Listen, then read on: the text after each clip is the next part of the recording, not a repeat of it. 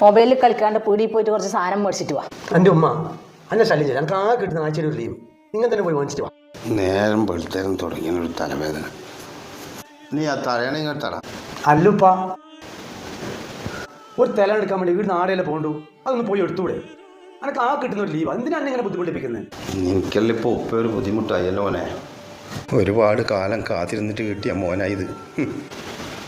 എടാ നീ ആരോടാ എതിര് പറഞ്ഞ?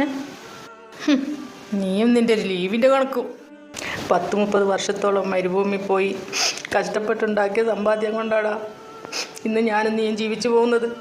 ഒരു ചീന്നുള്ള വാക്ക് പോലും ഇതുവരെയായിട്ട് നമ്മളോട് പറഞ്ഞിട്ടുണ്ടാടാ.